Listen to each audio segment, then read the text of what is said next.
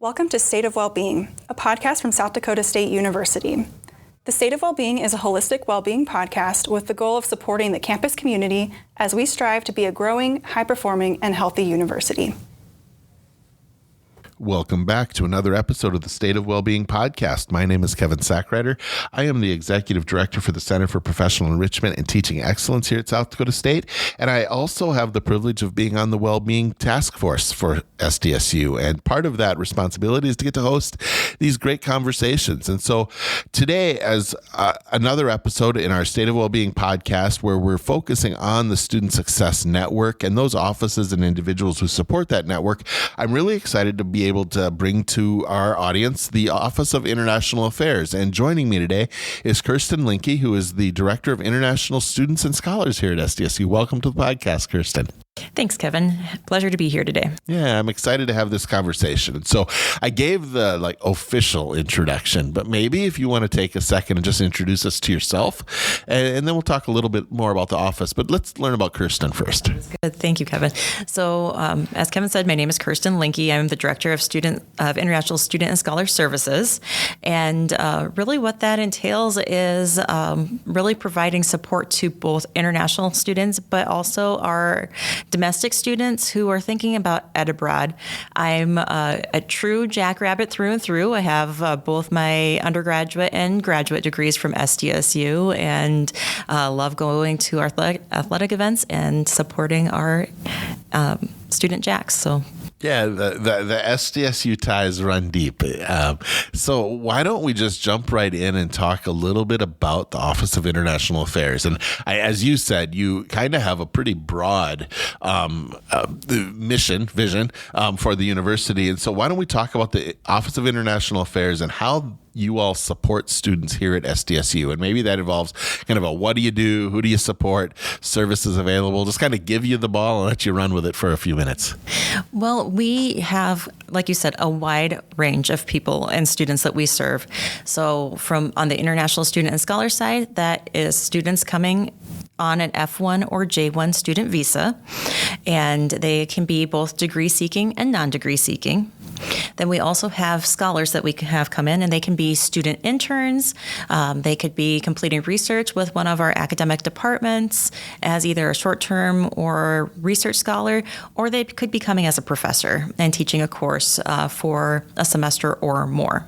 Now, one of the really great parts of our office, too, is that we have ed abroad, and that is such a cool thing that I regret not engaging in when I was a student. I have similar regrets that as I've watched you all do your work, that's one area where I'm like, I missed out. I really wish I would have had that opportunity. So for ed abroad, there are so many opportunities, and I really, for all of our listeners out there, if you have the opportunity to study abroad, please do. It will open your views to so many things, but also give you a little bit of an edge over your peers and colleagues. And when we're thinking about ed abroad here at SDSU, we have a ton of options for you. So a lot of times students come to our office thinking that they have to engage in a semester-long program, but really that's not necessarily the only option you have. We have faculty-led programs that are a week, like during spring break. You could go abroad with a faculty member with a specific topic. There are programs that go out during the May interim, and then summer-long programs, and then, of course, that semester-long or academic year. Really programs to fit what you're studying and what you're looking for, and then also the country specifically that you're looking at. So if we're not able to send you to a specific country, we're often able to find one very similar that you can study in and with a very similar program of study.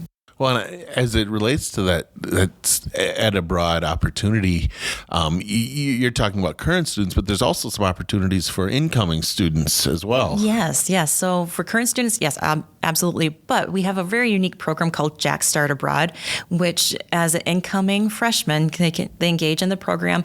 They travel before they arrive here at SDSU. There's a welcome weekend. They move into campus, and then they go abroad and then come back. And then there's a course that they take during the academic year that is associated with that program abroad, it really is a growth and development process. And students who return from that often talk about how much they have grown and developed and have really expanded their worldview. Sounds like for those parents of graduating seniors, that might be a really awesome graduation opportunity for them to provide to their students. For sure. And we're always looking for more students to participate. So if you have a high school senior now and they're thinking about what fall might look for them, there's an opportunity there. That's awesome. So you're kind of hinting at this through all of those opportunities, but how exactly does the Office of International Affairs go about connecting students to the SDSU and Brookings community? So with a number of ways, but I would say one of the biggest ways is through our campus partnerships. So making sure that students are well aware that the advisors in the Office of International Affairs are here for a lot of things, but we rely for partners across campus like Wintrode Student Success Center for advising, professional advisors across other units. Of course, our Miller Wellness Center for both physical and mental well-being. Our students are big participants in a lot of intramurals, and so making sure that they are aware of those and the ability to participate. And then I think also as far as community, helping the community become aware of the cultural nights that are scheduled each semester. It's a great way for our students to share their home, their food, and a little bit of information about home. And one night we can travel for the cost of a ticket to the event, but the students, for them, it's so much more. Right. One of the questions I maybe should ask you right at the beginning, and kind of talking about home and international night opportunities, how many different countries are represented here at South Dakota State University? And I should have thought to say that too. I'm putting you on the spot right now, but So we have about 80 countries that are represented. Of course, some are more heavily represented than others. We've got some countries that are ones and twos, and then some countries that have almost 150 students. So a wide range, and that's where, just thinking of like international night, that's where international night comes into play, where those students that are from the countries where there's only one or two of them, they have the opportunity to really highlight their culture. And then we have the bigger nights like China night coming up, or Nepal night coming up, where country specific, but still very impactful. Right. So I know about the two events I'm about to ask you about just because it's kind of my busiest time of the year as well. And I see you and your office and the staff over in the union in August as all the international students are coming to the university and going through kind of their own international student onboarding experience. And so I'm going to ask you if you could just talk a little bit about that. And then I know there's a community celebration event that happens that week as well. And I thought it'd be important for us to maybe just make sure we mention those. Absolutely. So our orientation for international students is a mini boot camp for sure. They will arrive the week leading up to orientation and sometimes up to the day of. This last year, we moved to a welcome day to kick off orientation. So students move into their residence halls, greeted there, a little bit of a soft landing, getting to places to really make their new home feel like home away from home. And then we go into a program that really gives the students the ability to get connected to campus. And that is campus resources, specific offices, those really important cashier's office, registrars, those offices to make sure that they get started here at SDSU very well. And then about 3 years ago, I think we'll have the fourth one this fall, if I'm not mistaken, we started with a collaboration with the Brookings Multicultural Center, and they co-host an event with us for a ice cream social, and that's midweek of orientation for us, so usually the Wednesday before classes begin. And the idea behind that was really to help welcome our new international students and scholars, but to also welcome back our current students, and to make sure that community members were aware that that was an event to help the community and international population become more involved with each other. I love that. And so thank you for letting me kind of steer you that direction and just make sure we mention that a little bit before we move on. But one of the questions I like to dig into just a little bit is just from your office's perspective, what are some of the frustrations that students may experience as they're navigating South Dakota State University, becoming a part of the SDSU community, and really more importantly, how does your office support students as they are navigating some of those things? I think one of the hardest things and biggest challenges is just that navigating everything. So, I was talking with a colleague earlier today, and the challenges that our students face are not that dissimilar to their American colleagues, but it is the added distance from home. And so when you're thinking of, and I'll put it in terms of me when I came to college, being so very homesick, Sure. where I kind of laugh at myself now of I was 3.5 hours away from home, but I was desperately homesick and couldn't wait to go home just for that weekend. I didn't need anything more than the weekend, but just to go home and connect with my parents. And even more for me was to see my animals. Sure. But for our international population, that's just not possible. So you had that up. You had the choice, Yeah, right? And yep. they probably don't. Where, most of our students are thinking of a 20-hour flight to get home. Right. And that just isn't doable on a weekend. And that makes things kind of hard sometimes. If you have a family member that's not healthy, that's weighing on you and making it a little bit more difficult for you to concentrate. Or even when there's the fun things happening in life, like in just a couple of weeks, we have Holi, which is a color celebration, but so much more than that for many of our students. Obviously, here in South Dakota, we're not going to be able to be outside and throw our colors and have water associated with it. It's just too cold. So celebrating Holi now in South Dakota is a lot different than it is back home. Sure. No, that makes a lot of sense. So as students are struggling with those challenges, what types of things do you and your office and the staff do to help support those students and help them just kind of navigate through some of those feelings? We partner with the student organizations to host events. So we know that at some point this semester, International Relations Council and or Indian Student Association will host some sort of an event to celebrate Holi. Obviously much different than it would be at home, but still a celebration to make it an SDSU right. celebration. We also make sure that we're reaching out to students regularly. We are the success advisors for all of our international students on campus.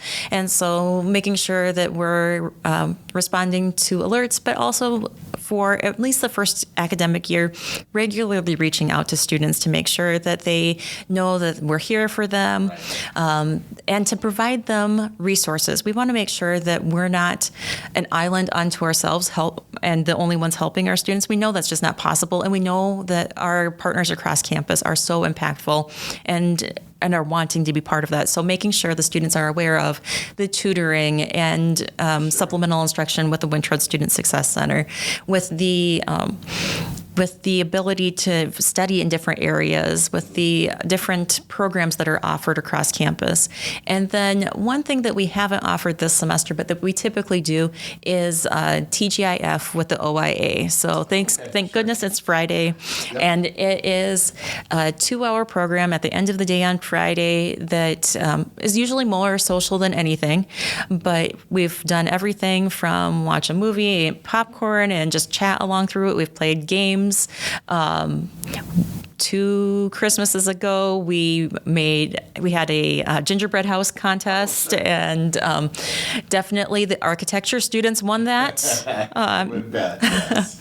And so just making sure that we're providing a wide range of activities and events to make sure that students are connected. I love that. And a lot of what you've just been talking about ties into the question that I tend to ask our guests as part of the State of Wellbeing portion of our podcast and really focused on the mental, physical, emotional well-being of our students. But from a well-being perspective, what types of opportunities or supports does your office provide to international students and really to those education abroad students that you talked about as well?